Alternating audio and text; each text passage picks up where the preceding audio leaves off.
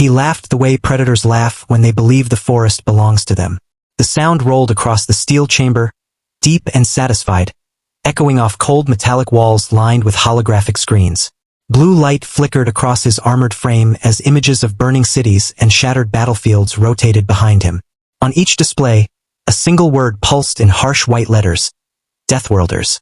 The alien warlord leaned back on his suspended throne, blades and trophies hanging from his scarred armor.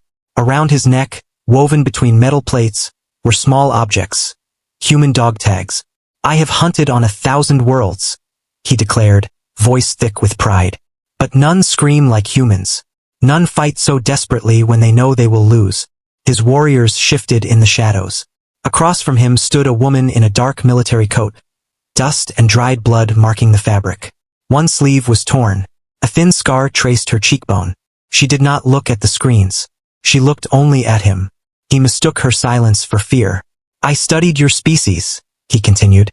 "Fragile bones, limited night vision, slow healing, emotional instability." A hologram shifted to footage of a human platoon charging through artillery fire. Explosions swallowed them. "I ended them," he said proudly. The chamber grew quiet. The woman finally spoke, her voice steady. "How many survived you?" His grin did not fade. "None," he repeated.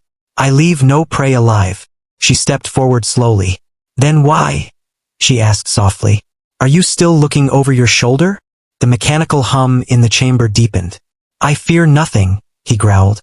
"You archived every hunt," she observed. "Yes, I replay them," he admitted. Her eyes sharpened. "Predators don't rewatch victories. Survivors do." For the first time, his laughter didn't return. Behind her, the chamber doors sealed with a hydraulic hiss. He rose slightly from his throne. "You stand alone." "Do I?" she replied. The holographic screens flickered. One glitched into static. Another dimmed. A red warning icon flashed briefly. "What have you done?" he demanded. Instead of answering, she waited. And the ship trembled.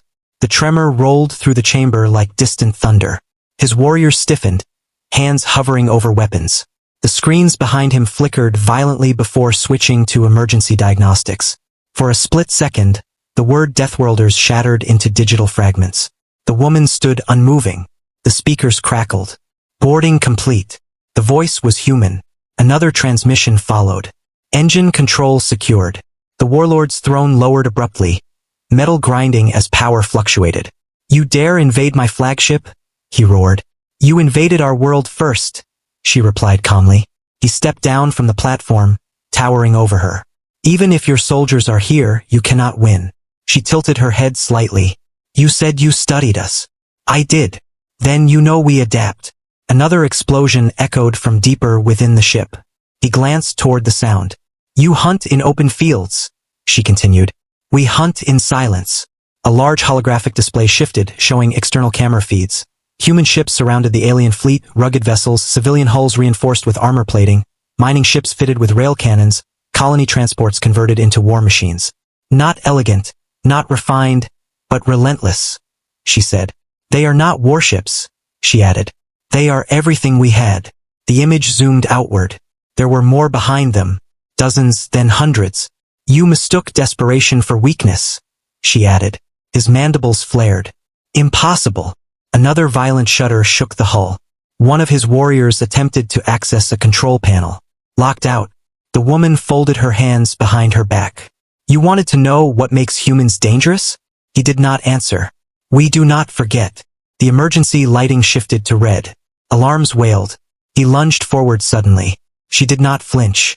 Behind her, 3 human soldiers stepped out of the shadows, rifles trained precisely on his head.